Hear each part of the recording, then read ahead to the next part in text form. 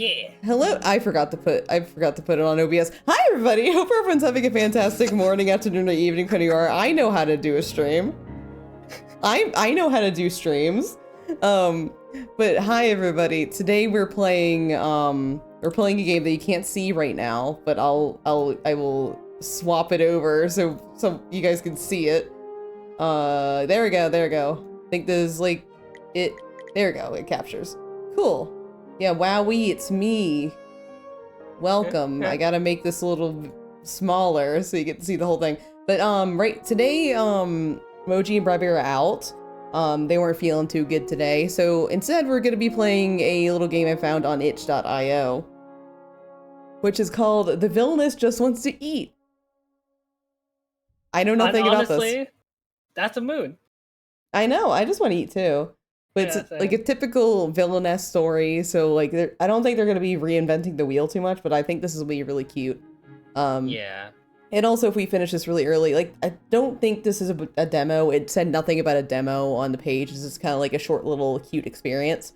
But if this ends up being like too short, then I do have something as a backup. It's a little demo I also found at itch.io. But it's gonna be a cute little thing. Welcome in Jewel. Thank you for being first. Welcome in Salem. Welcome in Soot. Fuck you. Welcome in Check. Thank you. Aiko, welcome in. And yeah, that's everybody. Huh? What? What did you say, Matcha? Oh, I was replying to Salem, sorry. Oh, wow. Why, you talking to your partner over there? That's pretty gay. Wow! That's pretty gay! Happy Pride Month! Happy Pride Month! Oh, wait, I forgot something. I forgot to do something. I forgot something for myself.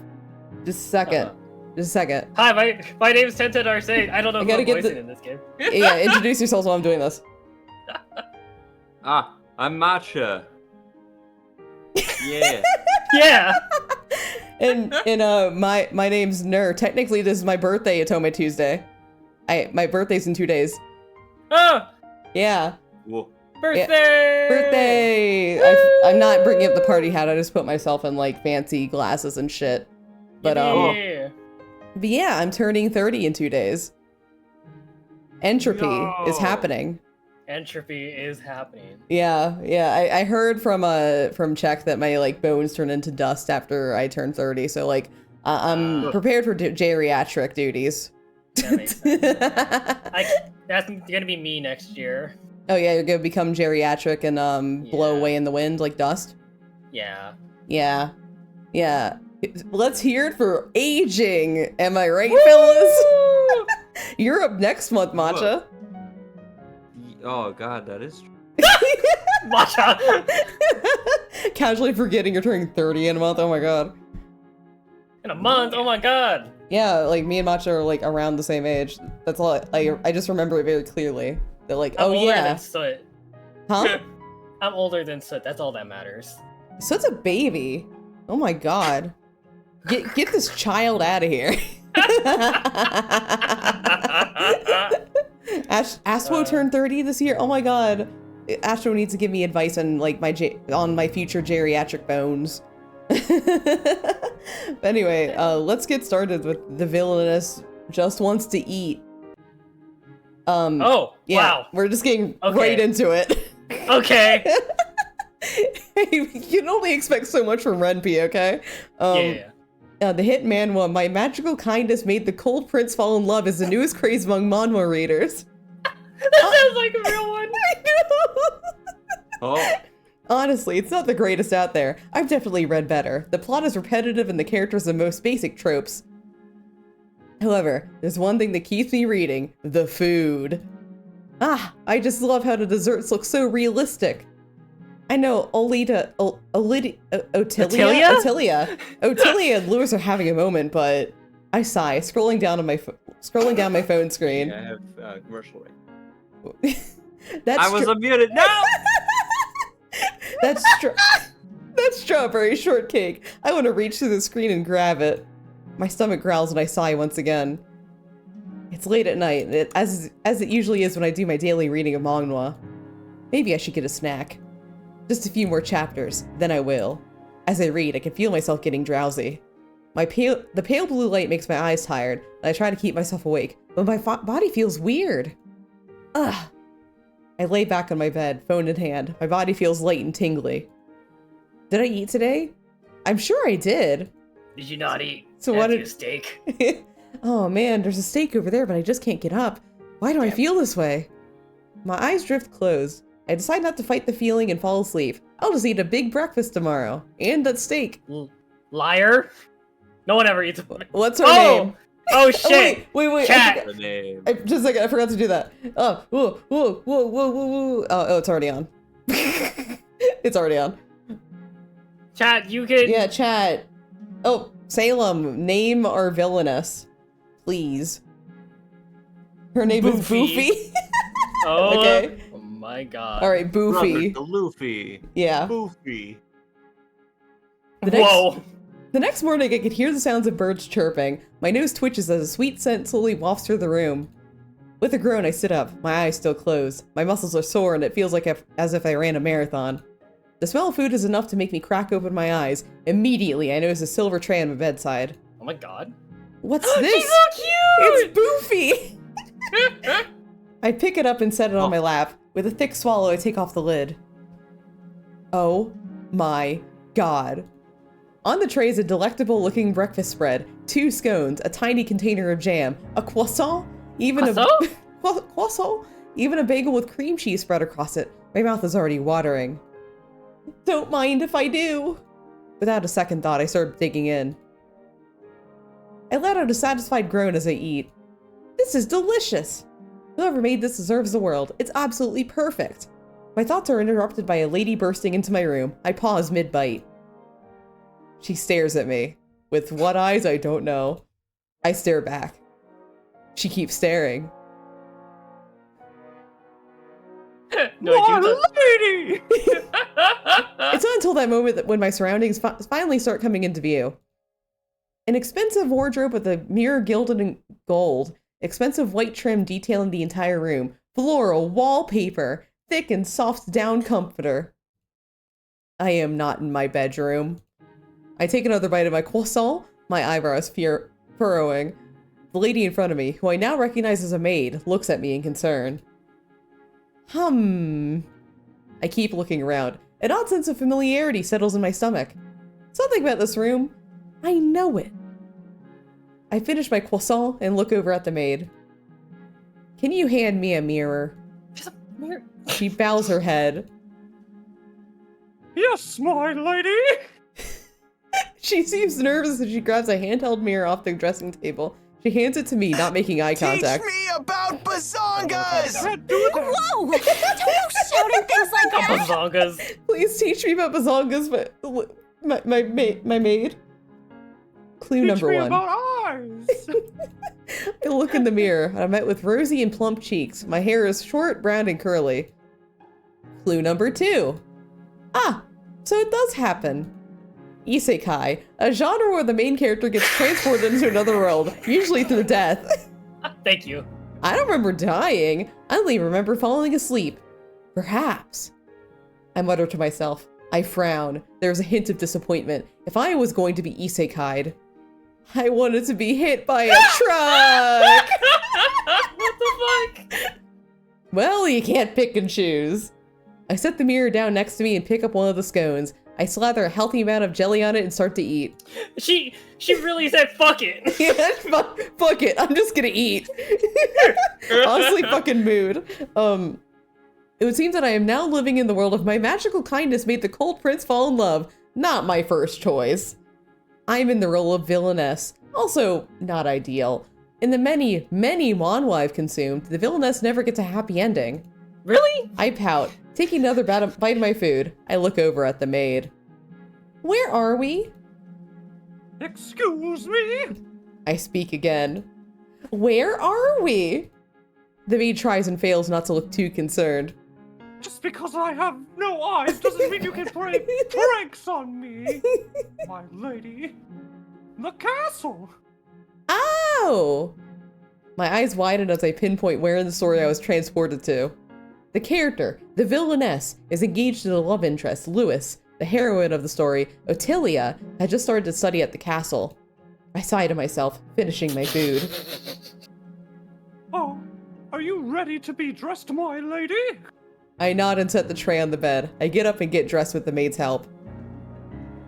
My lady, are you all right? I look over at her. Oh yeah, I suppose breakfast has me feeling sluggish. The food wasn't to your liking again. I can inform. That's not it. I wave her off, giving her a smile. I guess I'm left wanting more. I decide not to dwell on it. After I'm dressed, the maid leads me out into the common room. She says nothing more, but it's obvious she doesn't trust my word. Her dress is constellations. I love it. The common room is just as elaborate as my bedroom, if not more. The first thing I notice is a large bookshelf sprawling the length of one wall, a heavy oak table surrounded by velvet couches and chairs. Behind it are windows with thick red curtains that have been opened to let in the morning light. A man sits in the padded chair at the head of the table. There's food laid out in front of him, all of it untouched. Lewis, the love interest of the manhwa. He was popular among readers due to his older age, and I have to say he's much more handsome in real life. A soft complexion, long hair with gray streaks, glasses that rest gently on his nose and tied together with a stern expression. Megane, a character with glasses. Shut up! Oftentimes, male Megane are seen as stoic and aloof. Shut up. Oh, you're awake. Good morning. I just stare at him. It takes me a minute to realize he's talking to me. Good morning. I was defining a word in my head, sorry. Wait, how do I address him? Megane. Sir? My lord? Prince? Megane? I try to remember how the villainess addressed him in the manhwa. Lewis. Oh, right then. He clears his throat awkwardly. Do sit. Right. Left. Oh, I sit across from him. My eyes keep flickering from him to the food in front of me. There's even more delicious looking food than what I got this morning. I'm practically drooling once again. Lewis picks up the newspaper and starts reading. He only stops to drink coffee from his cup. Down the stairs, what? All that food, untouched. I can't hold back anymore. Are you hungry? Lewis lowers his paper, his eyebrows raised. You're not eating. Lewis gives me an odd look before clearing his throat. I am not hungry. I am Lewis. Well, 10 cents until you grab the controller. Do you want to say, then I can eat, or you need to eat brekkie? It's the most important meal of the day. Fuck it. Then can I eat? Let's go all in. Then can I eat? Lewis gives me an even weirder look. It's as if I'd grown two heads. What is it? Why are you looking at me like that? Because you never cared for food before. I blink. That's right, I'm not me anymore. I'm the villainess. But food is food. I shrug and give it a smile. Let's go. I simply had a change of heart. Lewis sighs, going back to his newspaper. Wow, the Dow is down today. Go ahead. I do not mind. Yay! Yay! I take a croissant, nibbling happily on it. Or as Cal would say, yippee! Yippee! Yippee! Lewis sips on his coffee, not paying me any attention. I use the time to think about how I should go about this whole villainess thing. The manhwa was fairly new and I read all available episodes. When Boofy showed up in the story, she was cruel from the get-go, stubborn, violent, and selfish. She was hated in the fandom. I don't want that. I don't want whatever death flags the author had planned. Death flags, an element in the story used to foreshadow a character's imminent death or downfall. Was this even worth it? I think back on my past life, it wasn't anything special. Though I suppose the criteria for being isekai is being unremarkable and then starting a new life. Is it? Is that the criteria for being isekai? I don't know. I was a normal office worker. Not a manager, just someone who stayed mediocre. Ah, best kind of person to be in an Honestly, office, am I right? Honestly, mood. Mediocre is what you should strive for. You don't get extra work that way. Despite that, I was overworked. I found myself eating mediocre instant ramen from the convenience store. At night, I'll get my fill of delicious food while reading manhwa and manga. Now that I think back on it, my life was kind of pathetic. Sure, I enjoyed the nights I had, but my life as a whole wasn't fulfilling. I looked down at the table. The plates cleared of food, and my stomach happy. Yeah, it's way better. Fuck yeah, dude. Boofy. Here, I can live for myself. I can eat all the delicious food and not be tied down or anything. I love her expression right now. Yeah, she's so good. I love her. Not even the title Villainess, although it would be a shame if I die again because of it. I sigh happily and pick up a cream puff. Boofy. I'm knocked out of my thoughts as I look up at Lewis. Sorry, what is it? His eyebrows furrow once again as he leans forward. The Tao went up. Oh. You've been acting odd. Odd? The Boofy I know would currently be talking about the gossip she's been hearing around the castle. Like how that one cafe just opened. Oh, you mean that one with all the weird guys in it? Yeah, that the has old man steak? fucking all of them. Oh no. Yeah, and that weird old man that just like has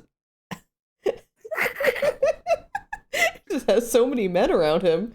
I shake my head slightly and wave my hand dismissively. I'm not interested in petty gossip. The room is filled with gasps. I look around, confused. The castle staff and Lewis are all staring at me in shock. Did I say something wrong? The maid shakily points at me, her face filled with fear. Who are you and what have you done with the Boofy? Oh, right. Left. Boofy loved gossip and spreading rumors. It eventually made a rift between her and Lewis. I quickly try and cover my words. Before I can speak, the maid talks once again.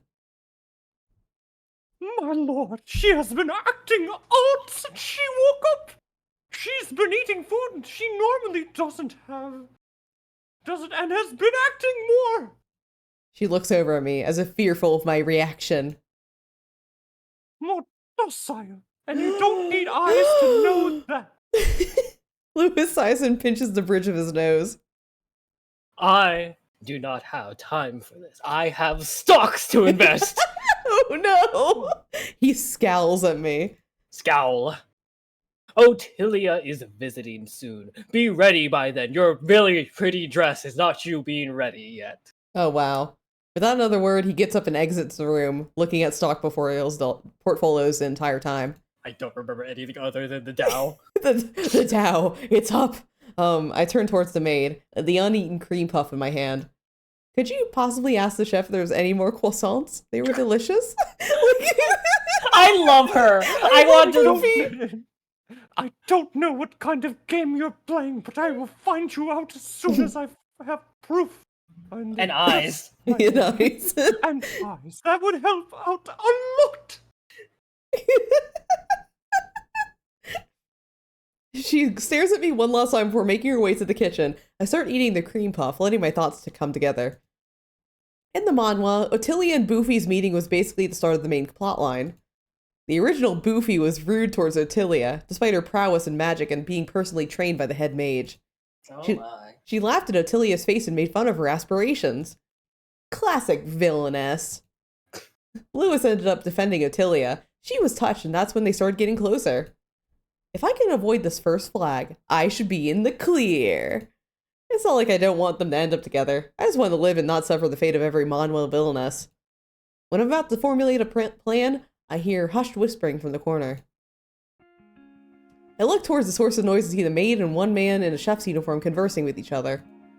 The man is tall and big, with fluffy blonde hair and a slightly chubby face. Cute. With a confused and slightly concerned smile, I nod in their direction. Both of them walk over to me. The chef bows deeply, not making eye contact. My lady, I'm eccentric, the head chef. I'm pretty eccentric. Okay, here's the next choice. Your food was absolutely delicious, or it's a pleasure to meet you, Senric. Senric. Yeah, that's Senric. my name. Yeah. Sanji. Sanji. If you remember, chat, you can influence the choice by You can grabbing influence the controller. thing. Or I'll grab the controller. Oh, Or Lion grabs a controller. Lion, what do you want? Food! Food! Yeah! Let's go! Let's go! Your food was absolutely delicious. Senric straightens, his face lit up in a smile. His cheeks are a dark red. Thank you, my lady. Oh shit, my accent's no! He looks like a cute golden retriever. Golden retriever, a character that highly resembles a golden retriever. Often kind, blonde, and a bit stupid. This is getting a little too personal there. I wanted to personally see what else you would like to eat. I know you said you wanted croissants, but I can make anything if you please. My eyes immediately shine at that thought. As soon as I open my mouth, a flood of requests starts pouring out. Anything? Can you make donuts? Crepes? Curry? Hamburg steak? Stew? Wait. Parfaits? Oh, there's so many options. Do you have a man that just makes steaks? Yeah, heads you a steak. Oh, perfect. Senric looks surprised but smiles happily. Anything you wish, my lady. I take a second to think. This is a big decision. The ultimate power. The ability to have any type of food made for me. Please let this be a choice. Well, mostly any type. I doubt I could get something like Tteokbokki. tteokbokki here. I guess, but suddenly think of one of my favorite comfort foods. Since Attilia is visiting, can you make some tea and foods to go along with it? And be sure to include strawberry shortcake.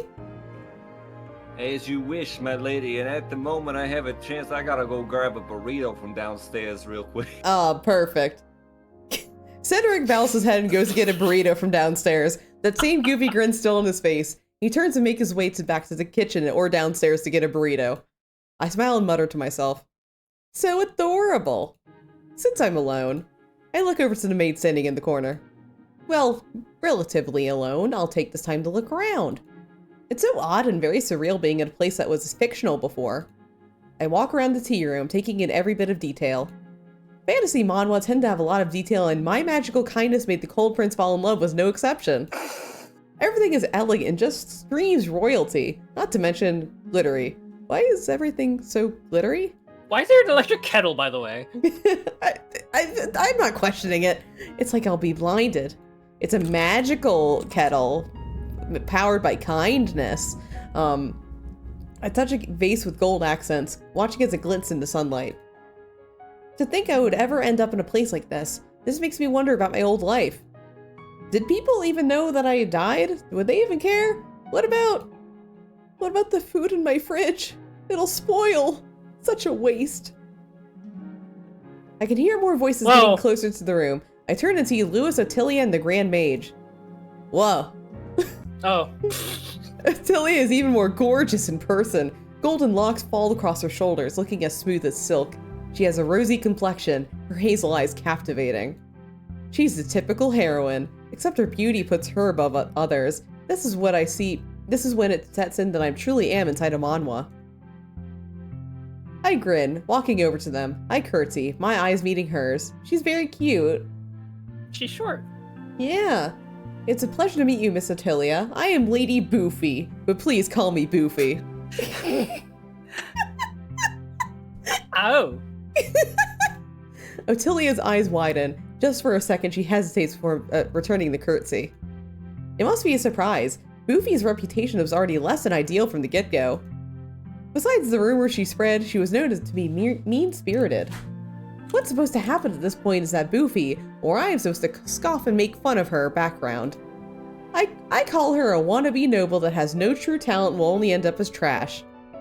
Louis would then immediately come to Attilia's aid and scold Boofy, calling her bitter and jealous. Yikes. Cringe, bro. Since I don't want to see my doom, I take the obvious route. Thank you so much for coming over. I've heard all about your gift, Miss Attilia. Otilia smiles, albeit awkwardly. It's a pleasure to meet you as well, Lady Boofy. Oh, please call me Boofy. It's fine, I promise. Come. Okay. I see. I guide her over to the couch. We both sit as the Grand Mage and Lewis sit across from us. I take a deep breath. Going good so far. Please, tell me about your studies so far. I have never met someone with powerful magic before. Otilia smiles, looking a bit cautious. It's best if I'm not too enthusiastic or it would seem like I'm scheming up a plan. Oh, it's not much. It's just light magic, healing. I'm not special. The Grand Mage shakes her head. Light magic is the rarest form of magic. Not to mention your healing powers are quite exceptional. You're like a gift from the gods! Despite looking uncomfortable, Otilia blushes, looking down into her lap. I wouldn't say that much. Healing magic, you say? I look over at Lewis. In the story, he had Otilia attempt to heal his brother. Unfortunately, the disease he had was already too far along and Lewis ended up taking the throne. I've been practicing, but it still drains a lot out of me. I won't be useful for a while. I shake my head, laughing slightly. That's alright. I don't think anyone's in a rush to have you go out and do some healing. She seems to finally relax as she nods. Thank you for saying that, my Lady Boofy. By the way, I wanted to ask about the Tao. Lewis's words were interrupted by... Wow! Whoa. Lewis's words were interrupted by Cendric entering the room with a burrito in his hand. He's rolling a cart filled with tea and snacks and a burrito. My eyes immediately light up. Lewis looks surprised before sighing and glancing over at me. Boofy, what is this? I asked Cendric to make us some snacks. This is the important thing here, Lewis. I squeal. Standing up as Cendric positions the cart near the table, Lewis's expression turns into a scowl. Scowl. Good lord, Boofy. This is practically enough for a party. Why did you do this? I'm hungry. Oh, we have a choice. Because I wanted to eat more of Cendric's cooking, or you need to appreciate Cendric cooking more. Wait, it looks like the Looks like what? looks like the same answer either way. Honestly, like, one's directed more towards Lewis and one's more directed towards Cendric. Of I want to eat more Cendric's cooking, or you should appreciate him more. I think. What do you want, Tintin? Number one. Number one. Food! Food! Food! Because I wanted to eat more of Cendric's cooking. Burrito! Cendric blushes and bows his head. You're too kind, my lady. It's true! I am! I then motion towards Otilia.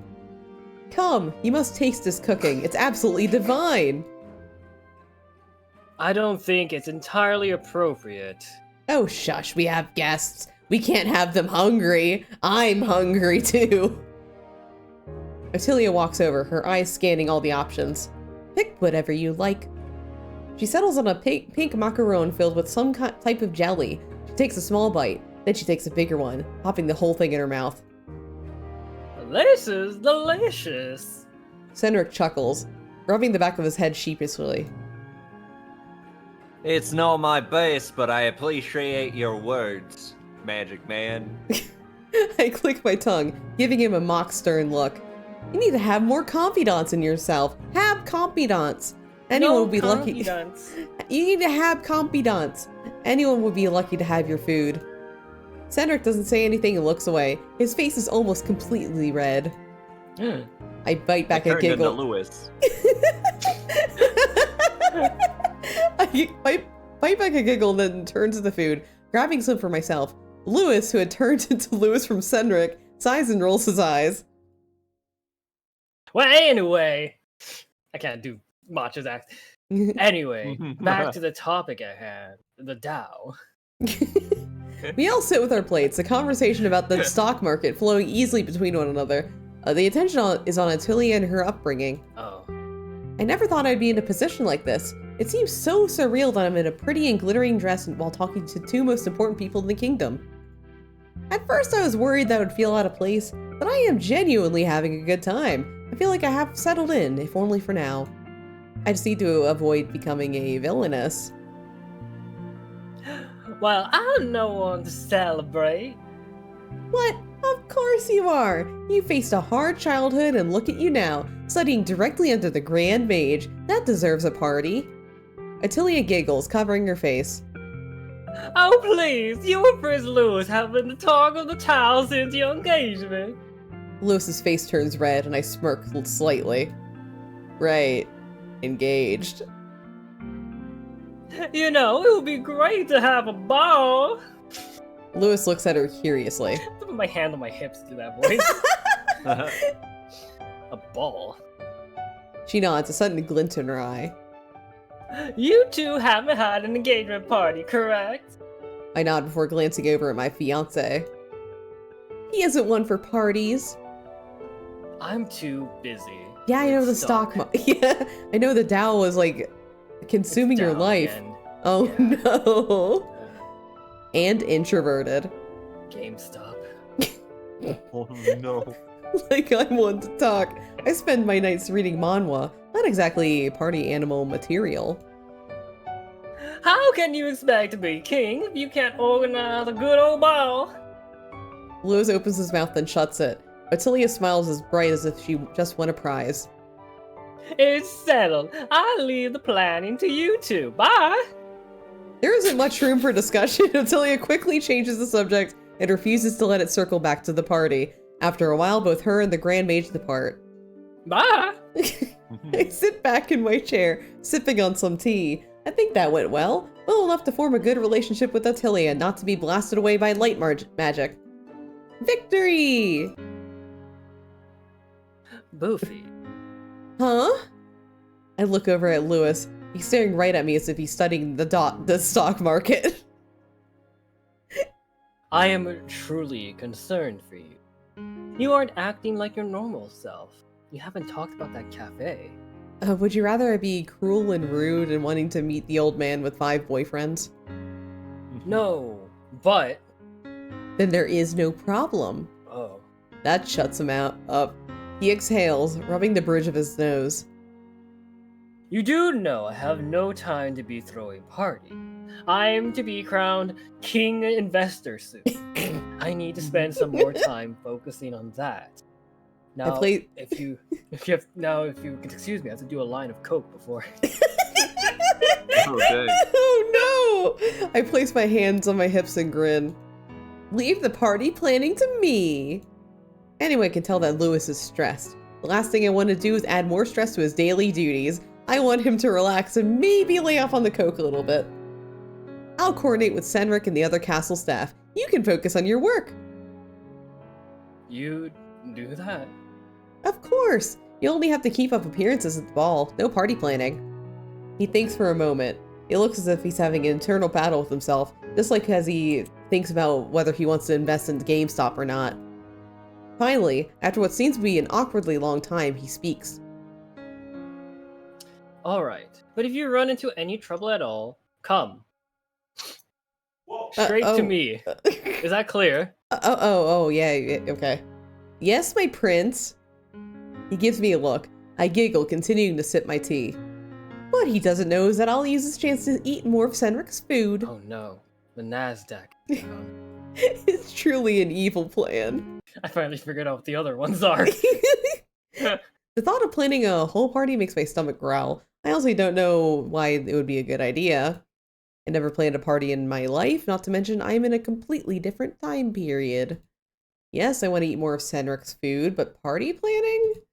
This is stupid. I should just handle the food. I love her so much. she is so food oriented. She's a queen.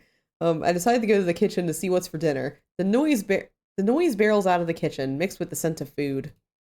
As I enter, I make sure to be as invisible as possible. I don't want to interrupt their work. A kitchen is a wonderful place. The way people work and sync to whip up food that is simply magical always amaze me. I look around, trying to find Senric and his cute puppy dog face. My god, girl. He pops into my field of vision. I half expected him to have a big grin while he cooks, but instead he almost looks lost. He still moves with confidence and precision, but it's like he's on autopilot. He doesn't look happy. I decide to leave before I'm noticed. I take a step back, bumping into a table, knocking down a bunch of mixing bowls and utensils. I freeze. No! Oops. Everyone in the kitchen stops. Cedric turns around, his eyes widening slightly. He immediately comes over. Ah, my lady, are you okay? I smile sheepishly. Yeah, I'm alright. Apologize for the mess. I bend down to start picking things up. Cedric stops me. Please, let me do it. Oh, what the fuck? I ignore his accent and help him anyway. I was curious about how things work here. He gives me a strained smile. There's nothing very interesting going on here.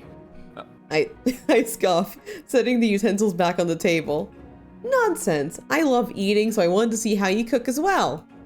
I try holding a laugh at his surprised look as he cradles the bowls in his arms. His face softens as a light blush spreads across his cheeks. Honestly, I'm not that surprised. What the fuck?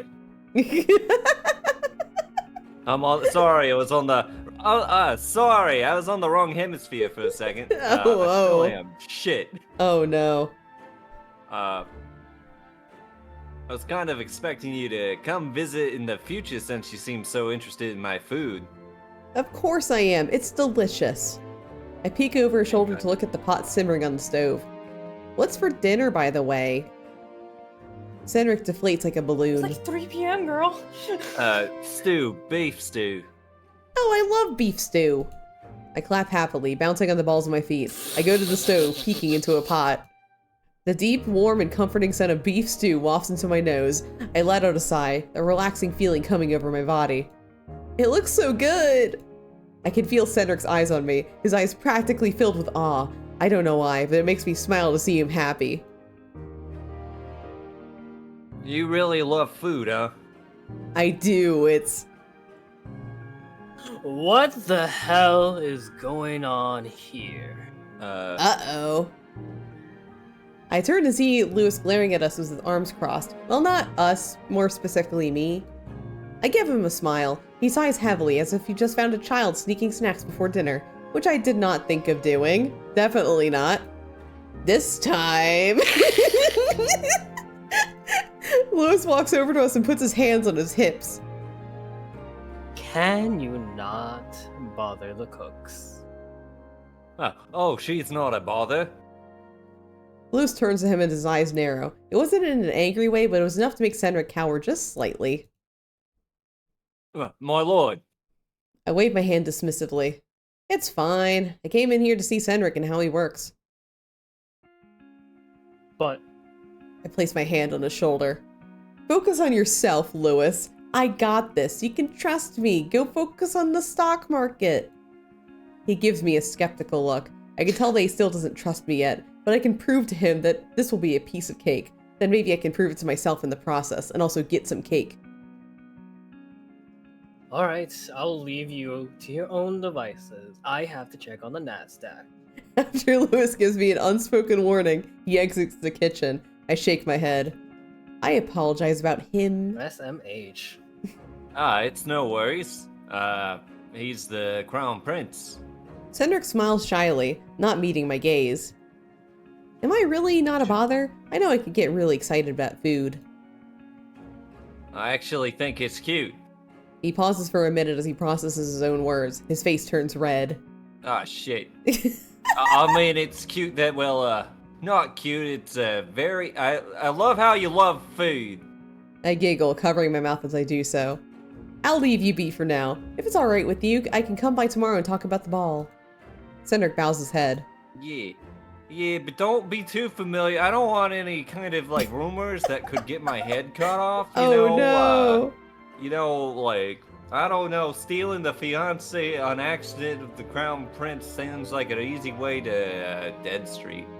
I would appreciate that, my lady. I leave the kitchen with a wave. Cedric is truly a sweet man. He seems happy enough when I talk to him. There's just some sadness I see hidden in his eyes. Some tragic backstory. For now, I'll put that on the back burner. I need to make sure this ball is planned perfectly. I don't want Lewis to be upset with me, but I also don't want to stress him out. I know just the person to help me with everything. Next morning, I meet Attilia in the drawing room. Since she's the one who came up with the idea of the ball, she surely must have some ideas on what I can do. Thank you for taking the time to have some tea with me. She gives me a smile and sits across from me. Oh, it's no problem at all. I appreciate having a break from magic practice, my lady. I raise an eyebrow.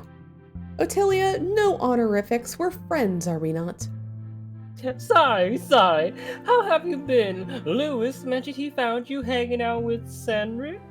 I laugh, rolling my eyes. It makes it sound like I was sneaking around to hang with the cook, but yes, I did go visit him. You two seem you will get along well, like two peas in a pod. Is he nice? Oh, I love peas. I do too. I smile and nod. I clasp my hands together as the image of the smile pops into my mind. He's so sweet. He reminds me of a big puppy. You must really like that puppy. Oh, for sure. He would have been a fan favorite if he wasn't. I stop myself as Attilia looks at me in confusion. Right, this isn't the manhwa, this is real life. I mean, he reminds me of a character in a romance novel I once read. He was a side character though, never got much spotlight. Attilia's eyes widen and fill with excitement.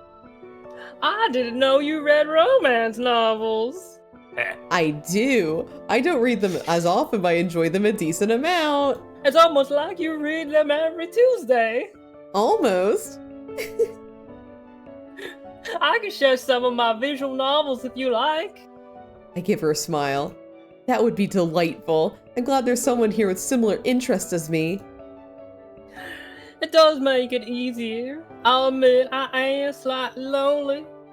I take a sip of my tea. Attilia mentioned she talked to Lewis. They may already be on track to becoming closer. I just need to give a little push.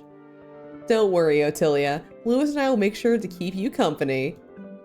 Other than that, how are you adjusting? It's quite different from my village. Everything seems so... Different? She nods and sighs. Very. I don't know if I'll fit in. Fitting in isn't important. I laugh slightly, giving her a sideways glance. Well, it can be. But you shouldn't worry about that right now. You should focus on being happy and eating a lot of good food. You should be more comfortable, and if you need help, come to me or Lewis. Ottilia gives a bright grin. Her tentativeness from earlier disappears. Thank you, Boofy. It means a lot. You're welcome. I smirk at her, setting down my teacup. Now tell me, how much do you know about decorations? I don't know much. After our talk, I happily walk down the halls. Attilia not only gave me some great tips for good decorations, but seems like we've got I see it now a lot. Oh, thank you for the stretch. Oh, my stars and garters, I guess I do know a lot about decorations. Oh, I just remembered. Oh, good gracious. It was better than remaining a stranger and having a possible misunderstanding pop up. My stomach growls. I've been doing so much talking and planning that I forgot to eat a snack before lunch. I make my way to the kitchen. Oh my god, I love her. She just wants to eat so badly. She just needs food. Yeah. Cendric, are you in here? I'm hungry. I smile as I see him finishing up lunch. I clasp my hands behind my back as I look up at the food. Sandwiches. Perfect. Cendric raises his hand and gives me a smile. My lady. What? I'm just like, I'm trying to go back to how it was. Uh-huh. My lady, do you have some sort of sixth sense when it comes to food? Possibly. Are you free right now? Just finished up for you. Prince Lewis and Lady Ottilia, we can talk after if you'd like. I shake my head. I want to eat with you. Ottilia and Lewis can have lunch together. You remember what I said about, not wanting my head to roll yesterday? He cocks his head to the side. I can imagine dog ears perking up and tail waggling as he does so. Why exactly? Because I'd like to talk to you. He blushes slightly and nods. Alright, I made myself lunch, so, let me just take this over and then we can go. I'm gonna fucking die, aren't I? After delivering the food, Cedric and I find a nice spot outside to eat. The weather is warm and with a nice cool breeze. Perfect for eating outside. It's a little awkward at first. Of course I expected it to be. I'm a noble having lunch with a cook. Cedric is probably having doubts of my intention. I take a bite out of the sandwich. I happily hum as I take another. This is so good. A sandwich is very simple, yet you made the flavors blend so well together. He smiles, shyly nibbling on his own food. Thank you, my lady. Do you think this will be good to have at the ball? Maybe? I nod, setting down the sandwich as I think. I would like a good balance of sweet and savory foods. I would like something filling as well. Socializing and dancing can really empty the stomach. I'm going to be very hungry, Cedric. Cedric says nothing and only nods as he eats. I furrow my eyebrows slightly. Is he okay? What do you think? Do you have any food in mind? It's your ball, Lady Boofy, not mine. Oh. I shrink in on myself. He never had such a disinterested tone before, almost as if I'm being annoying. Am I being too much? Cedric finally sits straight, his eyes focusing on me. Not at all. Fuck. It's just, it's been some time since I've had a passion for food. Your passion has made me... He stops talking. His eyes shift to above my gaze. As he reaches out, I freeze. His hands moves towards my hair. What is happening? Cedric pulls back. He's holding a leaf as his eyes sparkle. You had a leaf in your hair. Oh, record time. Much faster than that Pio Fiore guy. Damn. I can't move. What in the K-drama moment was that? Is my heart pounding? Can you hear it? I'm gonna fucking die. Cedric tilts his head once again, letting the leaf go. What's wrong? I blush and look away. Nothing. You win this time, Cedric. Because of that cute display, I decided not to push on the subject of his lost passion. Anyhow, thank you for lunch. It's quite tasty. Cedric nods, his gaze falling back on his food. I'm glad you enjoyed it, my lady. You know, I don't mind if you call me Boofy. Would be inappropriate. I hum, scooting slightly closer to him. I'm gonna die. Why?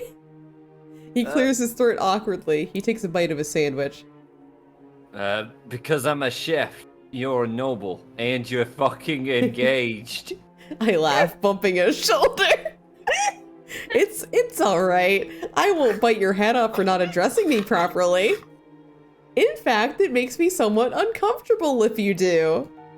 He looks at me, his eyebrows raised. Really? I nod.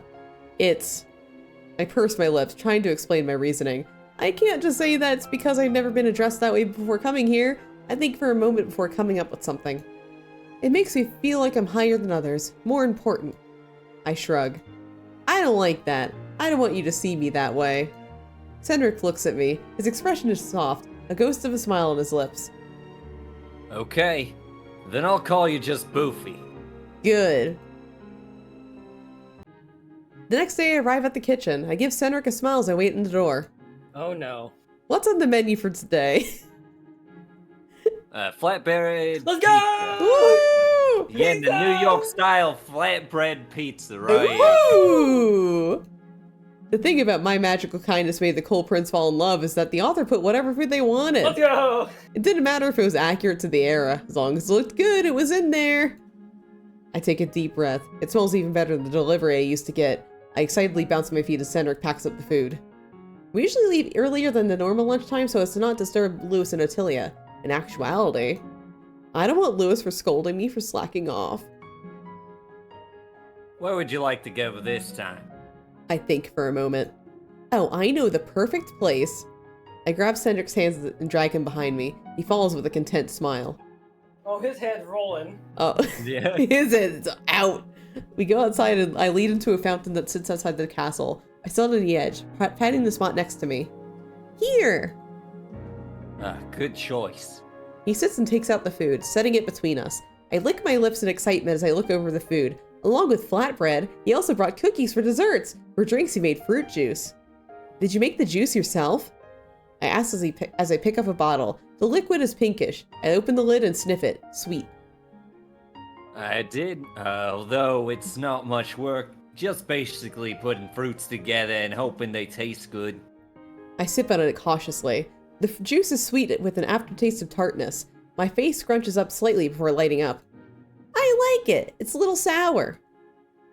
Cendric sighs. He picks up a piece of the flatbread and bites into it. He pouts as he chews, making me hold back a laugh. What's wrong, Cendric? I wanted it to be sweet. Well, what'd you put in it? Strawberries and raspberries. Just those two? Yeah. I giggle, shaking my head. You gotta add sugar, silly. That way it'll be extra sweet. But don't worry, it's still good. Silly. Cendric mumbles, the pout still evident on his face. God, he's so cute. His head's gonna roll. Yeah. We repeated the same routine over the next couple days. Eating lunch with Cendric is a nice change of pace. He's like my own form of stress relief. We mainly talk about planning the ball. We would go over ideas together. What I want, what Lois would hate, and what I would still do anyway. It's really fun to just relax and not think too seriously about anything. I try not to talk about food too much. Rather than commenting on the food he makes for lunch, I keep it to a minimum. I can tell that still makes him sad. Seeing Cendric sad is the worst. His eyes would get wide, his shoulders drooping as he fidgets with his fingers. It always looks as if he's gonna cry. As cute as that is, I would get the strong urge to reach out and hug him, which, you know, that would make his head roll immediately. So I avoid going too deep into the topic. And then she said my dress was tacky. Cendric gasps. She did not. I shake my head, cutting off a piece of fried pork cutlet and shoving it into my mouth. She's gossiping now? She is! I'm currently my telling God. Cendric about my unfortunate breakfast with a group of noble ladies. I had to refrain from jumping across the table. No kidding. That sounds... He shivers. Scary. The worst part of all is that they looked at me all crazy like when I started eating a second plate of desserts. Apparently that's a taboo. I don't think I'm cut out for all this nobility. Well, it seems you're doing okay. I give Cendric a sideways glance. Cendric, they called me tacky. They're just jealous. I snort. And what would they be jealous of? You're sweet, pretty, and have a good appetite. You're the perfect woman. I blush and continue to eat. Cendric doesn't realize what he said and continues to eat as well. The thing I love about him is how sweet he is, and it isn't something that he does consciously. He's just naturally like that. He says what he wants without thinking. I love himbos. Fucking attacking me in Wow. real life. God damn it. After lunch, we both are taking a walk. I let out a gasp as I spot Lewis and Attillian at the gazebo ahead of us. Lewis is laughing. Actually laughing. The smile on his face looks so pure and natural. Oh, Prince Louis. Let's go say whoa. Whoa! I grab his arm and drag him behind a large tree. Cendric's body shields mine as his forearm braces against the tree to balance him. Looks like everything's on track for them. My lady, what's going on? Cendric's voice is a whisper as he stares down at me. I furrow my eyebrows, peeking from behind a tree. Shush! Look. Both Attilia and Lewis have stopped walking. Attilia is saying something, her gaze shy. The wind blows in Attilia's hair in her face. Lewis hesitantly reaches out. Oh my gosh! The tension is so intense. I look over at Cendric, who looks lost. I shake my head, a smile on my face. So oblivious. It's different to be witnessing a relationship start to form in real life, rather than in a manhwa. I can feel my heart pounding even harder at this moment. Cendric. I turn my head back. Cendric is no longer staring at the budding couple. He's staring at me. Has he always been this tall? He's towering over me. His eyes, they're so blue. It's like an endless sky. I find myself unable to look away. Cedric leans in closer. My heart feels as if it's about to burst. I don't know if I can take this. Why don't you like cooking? My voice cracks as if I don't have control over it. I clear my throat and look away. Cedric sighs. He takes a step back, putting some distance between us. The happiness just isn't there anymore. I frown. It's hard to imagine Cedric being anything but unhappy. The fact that what he does for a living makes him miserable makes my heart hurt. I need to do something to help him. I like hanging out with a happy Cedric. I love his laugh and his smile. The thought of him not being that way 100% of the time pains me. Can you teach me how to cook? Why? Maybe teaching someone will bring back your passion. Cedric's blush is like a rose blossoming, the deep red color blooming from the center of his face all the way to his ears. His eyes are sparkling as he stares at me in awe. You would want that for me? Well, then I would love to teach you. It actually means a lot. You're so sweet. I giggle nervously, looking away. He's going to give me a heart attack from the way he looks at me. It's nothing. I'm just helping you out. You're a great friend. Friend. That word, for some reason, feels bitter when Cedric says it. Like it doesn't fit with how I feel about him. Wait. Huh? What is it? I look at Cedric and give him a smile. Nothing. Nothing at all. I just need to go now. I'll see you later. Without waiting for Cedric to reply, I quickly walk off. This feeling in my chest, the way I feel when I look at Cedric. It must be Lewis and Ottilia rubbing off on me. I don't feel that way about Cedric. I just find him to be a cute dog. That's it. I definitely didn't want to kiss him back there. No way. It must be the effects of getting stuck in a romance manhwa. It has to be. I spend the rest of the day party planning to distract myself from my budding emotions. After I finish, I decide to pay Lewis a visit. I knock at his office door. Lewis, are you free? Come in. I open the door to find him sitting at his desk as he looks over papers. When he hears me enter, he sets down the paper and looks up at me. Damn, the Dow again. Did you need something? I smile proudly as I walk up to his desk. I slam my hands down. You'll be happy to know that I officially completed all preparations for the ball. Lewis raises his eyebrows. Really? Uh-huh. All the decorations have been decided and they'll start setting up tomorrow. The guest list has already been finalized and all invitations sent. And the food? Oh, I got you all covered there, buddy.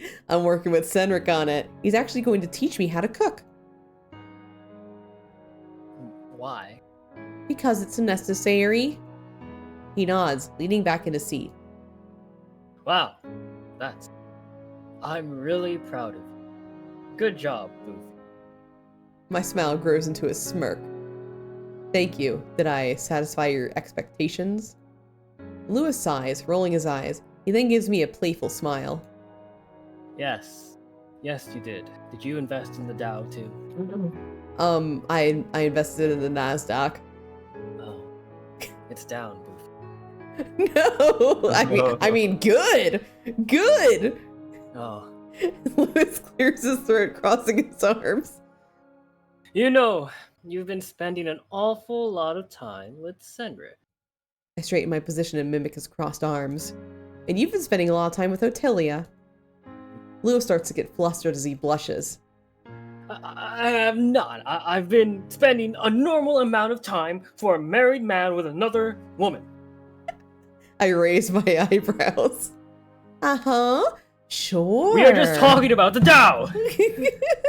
It's all right. I don't mind one bit. What? But I roll my eyes. I'm being serious, Lewis. As long as she's keeping you from getting too stressed about the Dow, I don't care. He sighs, almost in relief. I could say the same for you. You look happy spending time with Cedric. I thought you would get too overwhelmed with all the party planning. It looks like we're both happy. He smiles and laughs slightly. Huh. That's right. Left. I'll let you get back to work. Try not to stay up too late. Have a good night, Boofy. As I leave his office, I come to a realization. I don't want to marry Lewis, and I don't think he wants to marry me either. It'll be much more trouble than it's worth to get married. I care about Lewis, but not in that way. He cares about Attilia in that way, and I just know it would break her heart to see us married. Besides, I have someone I care about. Is it me? Hands you a steak. Oh, of course it's you, Ignis. Come on, let's go to the cafe together. Boo! You're not into like the whole eating somebody's arm thing, right? Wait. What? That's like a big turnoff for me. Oh, damn. All right, bye. Boofy? I look up to see Cedric happily laughing and running towards me, waving like he just came back from a long trip.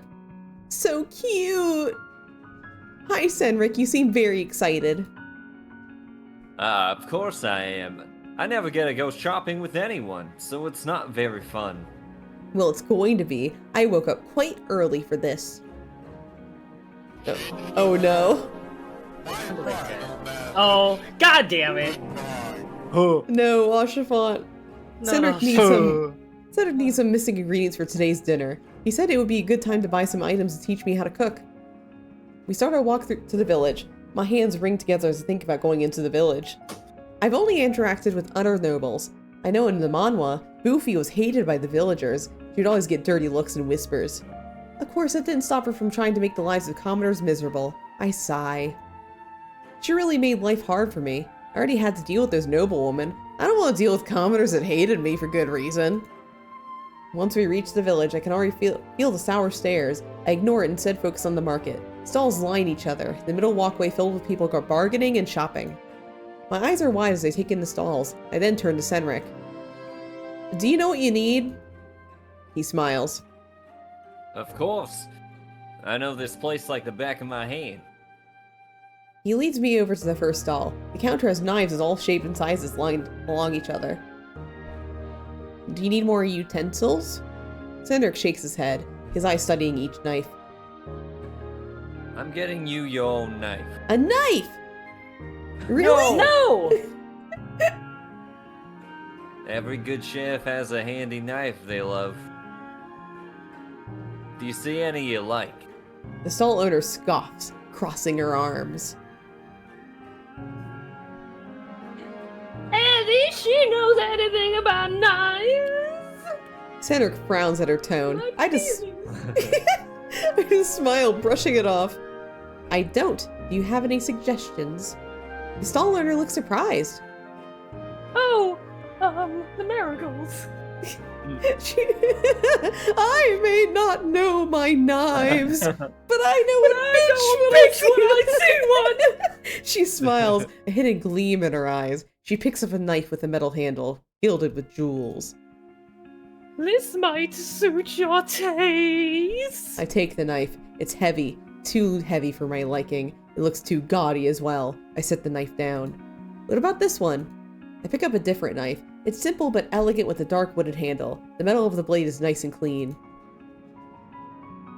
Good choice. How much? 40 gold! Cedric takes out his wallet. I stop him, reaching into my purse. Oh my god, are you Let two going me. to argue about who's paying? My Yep. lady, I want to pay for it.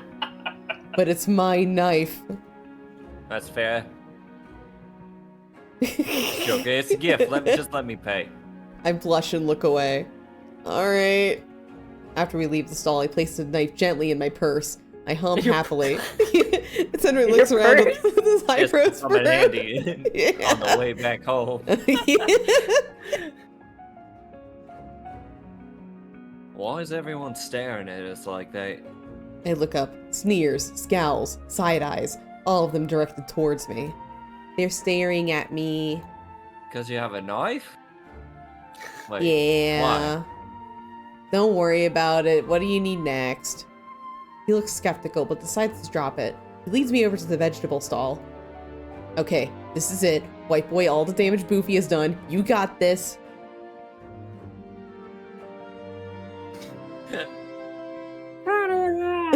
Oh shit. Oh no. Why are they wearing a mask? Yeah, why are they wearing like this big bird mask kind of thing? The Thanks, vegetables. not until next year. The vegetable stall owner speaks with venom. I blink. Okay, not a good start. I give him a smile before looking down at the selection. Perfectly ripe tomatoes, big husks of corn, and some hefty-looking potatoes all catch my eye. Wow, how do you grow tomatoes this perfectly? The vegetable stall owner gives a smug smile on his face. Just enormous. Just about nice and juicy. I shitted my plate. Whoa, amazing! And these potatoes, I've never seen any of this big! The vendor and I start to chat about growing crops. He gives me tips on oh no, how to start my own garden. Cedric watches us with a grin. After about 10 minutes of chatting, Cedric finally interrupts. All right. I think we've talked enough about growing veggies. The man laughs, his attitude from before completely gone. It really helps if you're lactose intolerant, drink some milk before you manure everything. What? I expect you to have this lovely lady else center be able to heavy shitting for her. Why do you need to drink milk? Don't worry about it. You're not lactose intolerant. A playful scale graces my face and I lift my arm and flex it. I'm pretty strong myself. I also am a really good shitter. Sure you are, Missy. She's very strong. She's got a tight grip on me. The vendor laughs at shaking his head. Cedric pays for the vegetables and we are off shopping again. The stairs follow us to every stall. I ignore them while Cedric seems anxious. Every time he checks a check on me, I just brush him off. A majority of the time, the merchants warm up to me. However, some of them still give me a sour attitude. After buying some sweets, we start making our way back up through the streets. Cedric's eyes are on me. Just put a bit of sugar on them, it'll be less sour. You're really different from what I thought. I giggle, looking up at him. That seems to be what everyone thinks. Before he can respond, a little girl comes running towards me. Her head is down and it looks as if she's crying. She bumps into my legs before looking up. Oh, so... The girl gasps and then curtsies. Okay, I'll be... Uh-huh. I'm so sorry, milady! Please just don't bat my head off! I try not to laugh. Now that is an interesting depiction of me. I kneel down. It's alright. I won't hurt you. Why are you crying? Someone hurt you? The little girl looks at me. Her bottom lip is trembling and her cheeks are tear-stained. After giving me a skeptical look, she finally responds. The boys were bullying me! Really? And why is that? They think I eat too much! I gasp. I look behind her to see a group of boys with smirks on their faces. I turn back to the girl, taking her small hands in mine. Oh my god. Do you want me to bite their heads off? She shakes her head. I smile softly at her. Don't listen to them, okay? Eating too much isn't a bad thing, and I'll let you in on a secret. I lean in, whispering in her ear. Food is the gateway to happiness. I pull away. Don't let them make fun of you, okay? I love to eat too. I reach into my basket and take out a cookie I'd bought. I hand it to her. For me? Her smile warms my heart. For you. And don't share with those mean boys either. Icky, gross. Thank you, my lady. You're the best. The little girl runs off, and the boy's chasing after her. I stand up and sigh. Oh, childhood. How sweet it was. Was that actually secretly a witch? You seem to be good with children. I'm not bringing that up for any particular reason. It's observational right now in this moment. I look over at Cedric. His eyes are wide. His eyes filled with adoration. My heart skips a beat and I shyly look away. No, I just can't stand to see a child cry. Well, made good impression on me and others. I look around and see that the malicious stares are gone. I smile sheepishly. Let's get back. Now that we're in the kitchen, I feel a wave of nervousness wash over me. Why? I don't know. I look at Cedric, who's retying his apron. Is this a good idea? It sure is. I promise you'll be good. What are we even making? Cindric smiles, putting his hands on his hips. Pizza. My eyes widen. Pizza? I noticed how much you liked it last time, so I thought we'd start off your lessons by making something you enjoy. Oh, you're just so cute. I can't help myself. I reach out and fluff his hair. I giggle, leaving my lips. Cindric blushes. He sheepishly speaks. Thank you. He then gives a stern look on his face. Still adorable. Now it's time to take things seriously. First, we'll start with the dough. And the dough. The dough? He takes The out dough. a mixing... No, the dough. Oh, he takes out a mixing bowl, salt, flour, and a pitcher with water. Basic dough can be made with these ingredients. Pizza doesn't need much and can be really simple. He measures out the flour and the water. He then moves out of the way. Go ahead and combine these. I nod and walk over to the mixing bowl. I add the flour and water. It wasn't any different from what I've seen in anime and manhwa. Now we mix. Wait! I reach into the bowl with both hands and start to mix. Flour sticks to my hands. Cindric bursts out laughing. You're supposed to use a spoon first. Then when it clumps together, you knead it. Oh, makes sense. Now my hands are all clumpy. Here, let me. Cindric uses a spoon to mix the rest of it. After he forms a dough ball, he sprinkles flour on the table. He then puts the dough on top of the table. Start kneading. Yes, chef! We take turns kneading the dough until it's a nice ball shape. As we make the dough, he tells me all about cooking, from when we use measurements, techniques, as well as dishes for beginners. It's fucking raw! Next time we can make cookies. It's surprisingly hard to do. Permission to eat the cookie dough, chef. Cindric laughs, the sound coming from deep in his belly.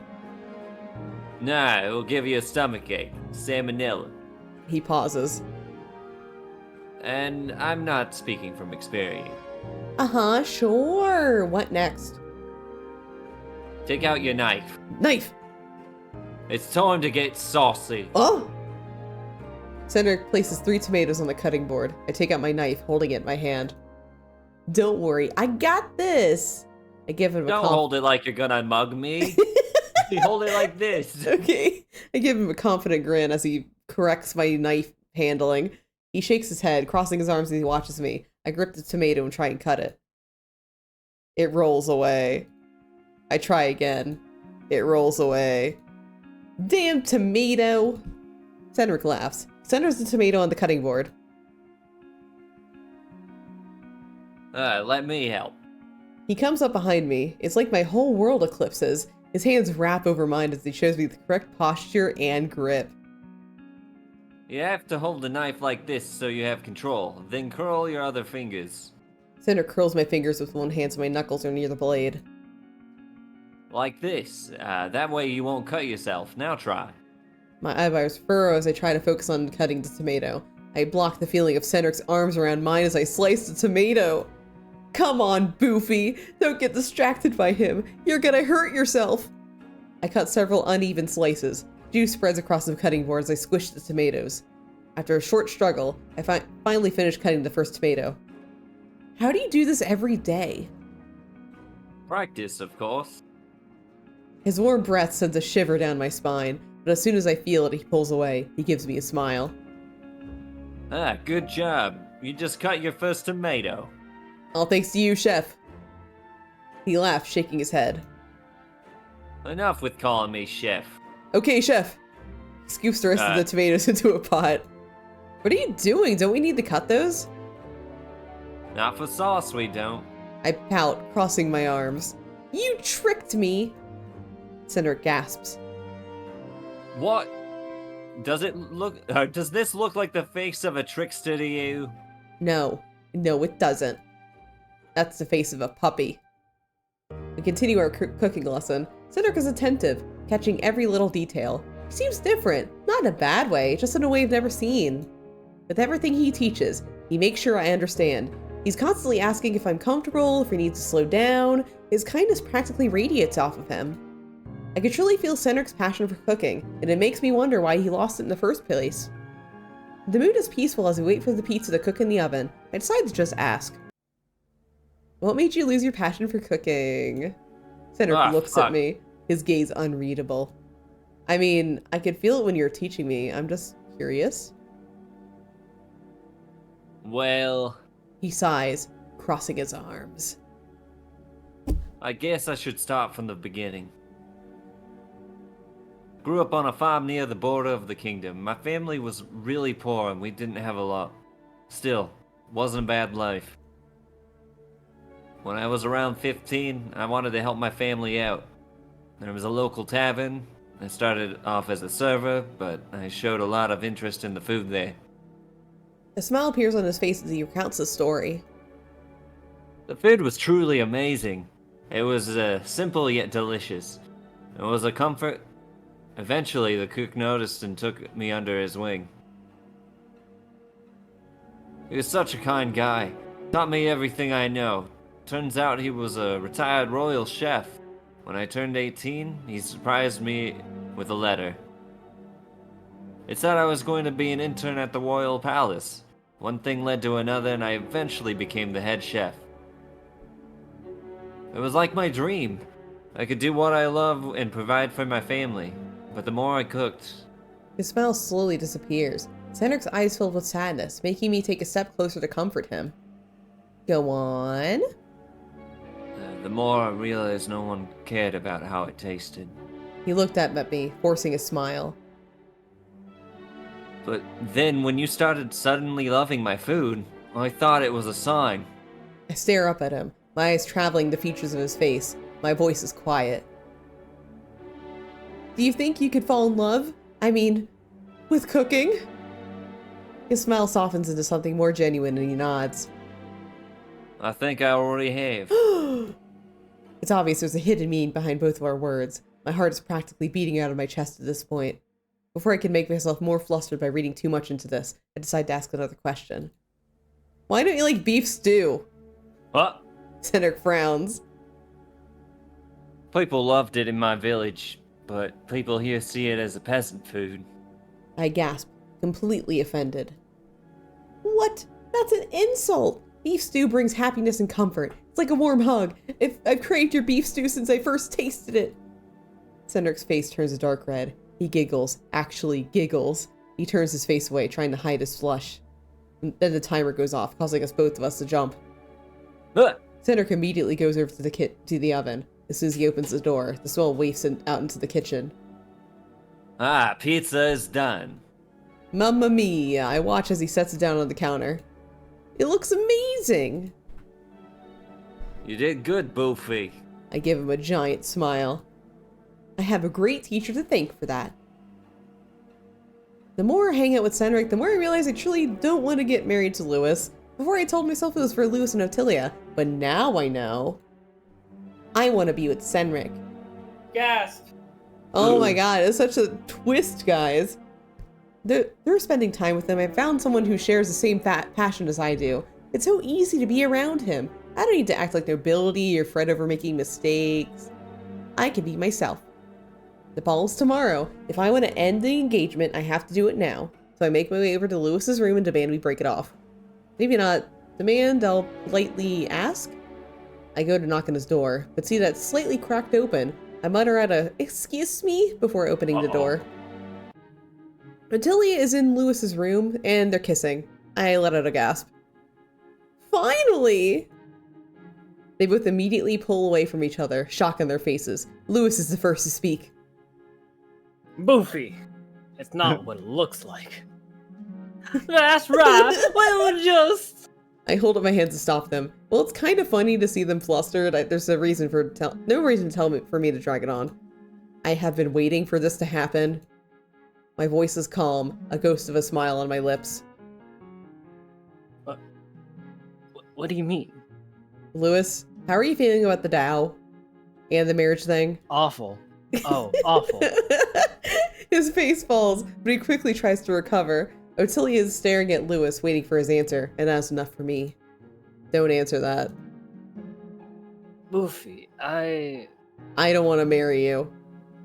He and I was Attilia just gonna talk about the Tao. They both gasp. We can't call off the engagement. Yes, we can, and we should. It's obviously going to have different priorities. Like, I have the food thing, you have the stock market thing. I don't think it'll work out between us. Attilia speaks up, her voice small. But the bow. We can still have the ball, but it'll be an engagement announcement, but for the both of you. It's cute to see their reactions, the way they both blush in unison, avoiding each other's gaze. I wonder if Cedric and I can look like this. Think about it. You don't have to get engaged right away, but when you do, I want an wedding invitation. I leave them flustered, closing the door behind me. As I walk down the halls, a wave of relief washes over me. I didn't know I was holding so much stress over this, but now it's all gone. I find myself in the kitchen. It's late. Too late for anyone to be inside, and yet I see Cedric kneading dough. Oven Gavin. Oh no. Oh God, why is it talking? Feed me dough. My eyes slowly travel up his arms, taking the way his muscles flex with every movement. Okay, getting distracted. Finally, my eyes meet his face. He looks serious. His eyebrows are furrowed and his mouth is pressed into a thin line. Oven Gavin still demands dough, even with a serious look. I need dough. He's still so adorable.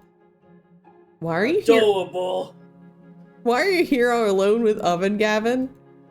They just started talking. I don't know what. Wait, what? I walk over to him, arms crossed. Cedric gives me a startled look as he jumps slightly. His gaze softens. Huh. I just wanted some alone time. With Oven Gavin? I didn't know he was here. Oh, I was gonna offer him my help, but... No, stay. He takes a rolling pin and hands it to me. He then places a ball of dough in front of me. We have to do what the oven is. He placed a spicy sausage in my oven mouth. Okay, does that sound like an innuendo to you? Because it sounds like an what are innuendo to you me, doing and I'm not in gonna here? follow into that. Cedric, what are you doing in here? What about I'm spicy not doing sausage? anything. The appliances just started talking. It's not me, and I got my New York accent back. Oh, damn.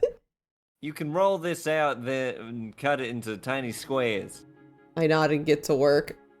Are these for the Oven Gavin? He nods. No. That's all he does. Normally he would say something or try to keep the conversation going. Not this time. I decide to stay quiet as well. My mind goes into overdrive. What can be wrong? It seems like he no longer has reservations about cooking. But now he seems just as sad as when I saw him in the kitchen all that time ago. I can't stand it. I pick up a pinch of flour and flick it at Cedric's face. Oi, why ain't you talking? His eyes widen. Did you just throw flour at me? What are you gonna do about it? I smirk mischievously. Cedric looks determined as he reaches into the bag of flour. He takes out a giant clump and throws it at me. Hey! Snowball fight. I did not use that much. Payback. Oh, you're in for it. We start a flour battle, taking turns flinging the white powder at each other. Laughter fills the empty spaces. The room brightens with the change in mood. Oh, fuck, this is Lewis's cocaine. Oh, no! I too need white powder. I am Oven Gavin. Oh my God, why is he talking? Why does he want cocaine? It feels good to make Cedric feel happy. It feels even better to throw flour around like a couple of children. Oh, thank you for the care package, Azza. Yeah. Ah, you look adorable like that. Cedric laughs and points at me. I giggle, rolling my eyes. You're one to talk. You look like a giant golden retriever covered in flour. I agree. Cedric reaches into the bag. I decide to make a run for it. Cedric notices. His hands reach out and grab my waist, turning me around and pulling me flush against his chest. I won't let you get away. I stare up at him. He stares back. We're both covered in flour. He reaches out, brushing somewhat from my face. His eyes keep flickering down to my lips. My heart is pounding. It always seems to pound around him, but this time it's different. It feels like something might actually happen. Can I kiss you? I almost don't hear his words. They're so quiet that I thought I might just imagined it. But he's looking at me expectantly, so I nod. Oh, that's cute. He Ah. closes the distance between us. His lips are soft and sweet. A sense of warmth washes over me. It's like I've been sunbathing on a perfect summer day. When I move to wrap my arms around him, he suddenly pushes me away. I stare at him in shock. What? What is it? I pause and lightly touch my lips with my fingers. Does my breath stink? I just kissed an engaged woman. A noble woman engaged to a prince. Oh. It takes me a moment and I start laughing. Cedric doesn't find it funny. He pouts and crosses his arms. It's not funny, I'm good as dead. It is. I know he doesn't know, but his reaction is so cute, I can't help but laugh. Sorry. Lewis and I called off our engagement. He's in love with Ottilia. Cedric tilts his head. I can tell he's trying to piece everything together, but it doesn't click. He just gasps and looks sad. Oh no, I'm so sorry. I stare at him. True himbo behavior. Will you marry me, Senric Oven Gavin? I No, think that's called being burnt alive, you oven. I like you, you dummy. I'm happy they're together. He lights up like a sparkler in the night. Really? Really? We just stand there and shyly smile at each other like a bunch of idiots. The warm feeling inside of me doesn't disappear, nor do I want it to. We should probably clean up and finish baking. Oh yeah, that's a waste of ingredients right there. Ah, shit. Oh, right. Let's do that. Despite the bashfulness between us, there's a sense of comfort and familiarity. We spend the rest of the night by each other's side. The smiles on our faces never go away. Yo, were they fucking? Yo, they fucking? Damn, they might be fucking. I think they fucking. My feet hurt. The ball has been in full swing for almost an hour now. After Lewis and I mentioned that we won't be getting married, things were crazy, to say the least. There are a lot of murmurs, glances, and no doubt ill feelings towards me. Lewis could see the situation going out of control and quickly quelled the rumors. He said it was mutual and that we were remaining friends. No one was going to argue with the future king anyway. I spent most of the time trying to socialize. It was awkward and definitely not something I enjoyed. Besides, I was distracted by Senric. I watch from the corner as he keeps running back and forth from the kitchen to the ballroom. His food is a hit, and rightfully so. Everyone looks pleased and most are going back for seconds. But I don't care about the food, for once. What? The only time in my life where I don't. Now I want to talk to Senric. It seems like there's a lull in the crowd and I make my way over to the table and pull him aside. He gives me a smile. His face is sweaty and he looks exhausted, but he also seems truly happy. No sadness in his eyes. Hi. Hi, Chef. Told you not to call me that. He laughs. You should be proud of yourself, Chef. I mean, Senric. Stop it. I turn to the crowd. Most of them have plates and are eating contentedly. I turn back to him. See, they love your food. I told you, you have a gift. Senric suddenly wraps his arms around me in a tight bear hug. I love you. I love you too. I don't miss the beat responding, but after I say it, my eyes widen. Senric pulls away and stares at me in amazement. The words feel natural, but not wrong. None of this feels wrong. He gives me a giant beaming smile. Thank you for helping me fall in love with food again. I couldn't have done this without you. I go to respond, but I'm interrupted. A noble handing an empty plate with wide eyes looks at us. Excuse me, but do you have any more of these cookies? They were just divine. Why do you sound like that? I think he's hitting on her. Oh, yeah. Another noble joins another, asking for the beef stew recipe. More and more people slowly crowd Cedric. Looks like he'll need some help. Please. We head back to the refreshments and start handing out food and replenishing when needed. Cedric's face is beaming with every compliment he receives. That's all I need. This is all I need. Food and the man I love. It's a perfect ending.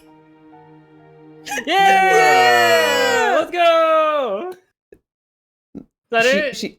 Is that it? Hello? Game? Game? Oh yeah, yeah, we did it. Oh, okay. All right. Yeah, yep. She got her mans. She got her food. Perfect ending. Can we see can you go to the about? Can we at least see the credits? Oh my god. Yeah. Yay! Yay! Yeah. Yeah. Other- Woohoo! Made in Renpy with love. Love you, Renpy. Love you so much. Yeah, that was one of the routes that the villainess just wants to eat. It kind of sucks that there's so much more like chemistry in this short amount of time than there has been in certain routes we've done. Like Pio Fiore? Like Pio Fiore? Definitely.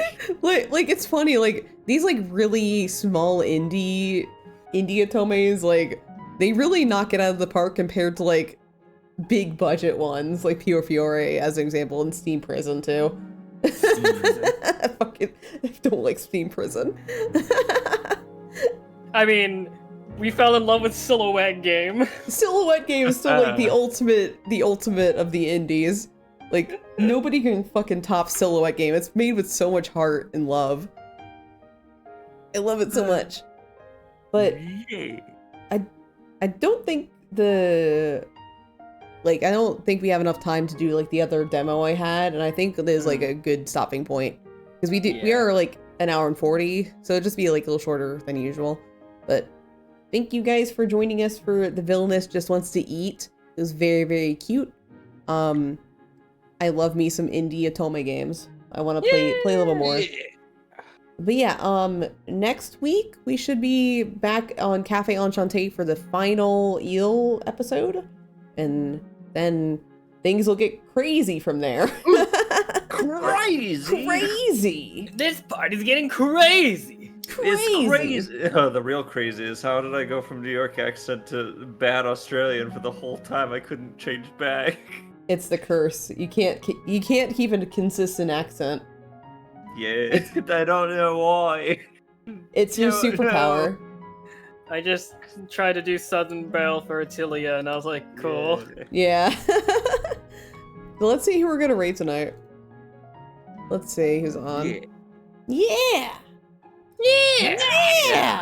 This party is getting Crazy! Crazy! So wait, the other route has to be Lewis's, right? Yes. Then- Yeah, the other one's real. There's only 2 routes. It's what about that dude in the hood at the end? Oh, that's the Grand Mage. They yeah. said one line. Yeah. They don't even have a portrait. Ner literally voiced them as you went to go get a burrito, and that's the only thing they said the whole fucking It was game. perfect timing because my character came back when I was ready to go again. It was really funny. But yeah, like in the about page on each.io, like I'm gonna post this on Twitter when I do like the post-stream post thing. Like I'm gonna link to them, but it's literally like it's just 2 routes, and that's it. Okay. Yeah. Just short and sweet. Sometimes that's all an Otome game needs, just like two routes that are cute. It doesn't have to be like big and dramatic. It doesn't need that. There are a lot of people on right now. I keep on scrolling through them. How about today we raid the have we raided this person before? Let me look.